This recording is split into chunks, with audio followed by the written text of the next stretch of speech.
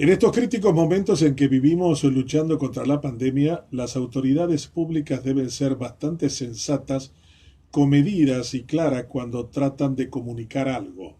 Ya nos ha pasado con el tema de las vacunas durante la administración Mazzoleni, que siempre posponía para el siguiente mes o si la siguiente quincena la llegada de las vacunas. Pasa una cosa igual ya con su reemplazante Borba, quien al principio afirmó que esta semana tendríamos las vacunas rusas, 40.000 disponibles, y ahora ya está hablando de alguna quincena, que puede ser este mes o el siguiente. Así como van las cosas y mirando el acontecer de la vacunación en la región, podemos decir que deberíamos concentrar gran parte de nuestro esfuerzo diplomático y político con Estados Unidos, que va a tener una sobreabundancia de vacunas disponibles en un país en donde la oferta de vacunas es mayor que la demanda en este momento.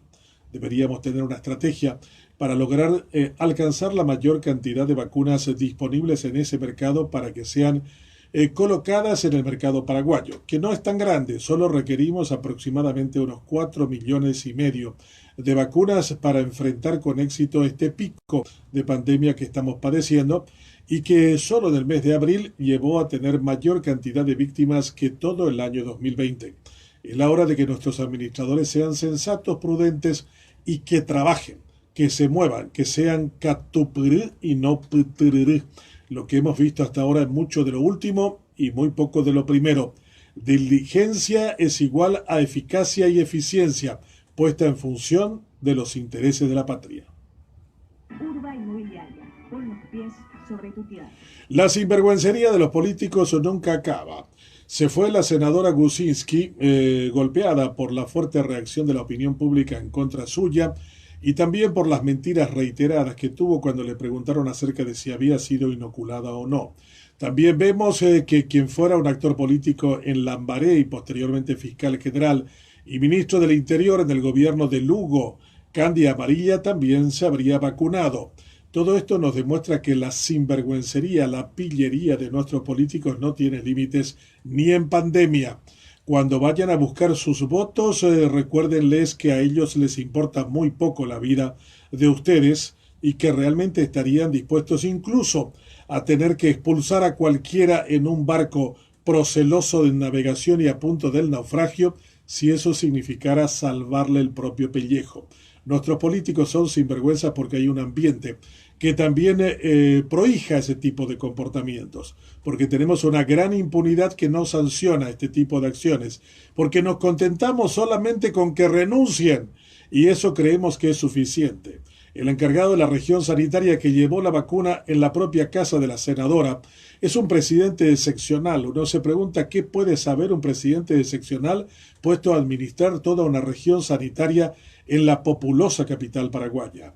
Y todas estas cosas provienen del hecho de que esta persona no hubiera alcanzado jamás el lugar administrativo que tuvo el señor Pinto si no tuviera la posibilidad de que el partido lo ayudara por algún favor que en compensación tuviera que dar. Esa es la realidad del país. Los sinvergüenzas son muchos y se reproducen como la cepa de Manaos. Contra ellos lo único que cabe es el repudio social y fundamentalmente el fin de la impunidad. Urba Inmobiliaria, traemos desarrollo. La política exterior paraguaya necesita ser relanzada con propósitos más claros. No es suficiente con que el canciller Acevedo se queje de que el Mercosur no funciona. La gran pregunta tendríamos que hacernos ¿y cuándo funcionó? Si en las cosas ordinarias, normales y fáciles, aquellas que tienen que ver con el movimiento de mercaderías y de personas, no hemos avanzado casi nada en 30 años, ¿qué podríamos haber reclamado en tiempos de pandemia?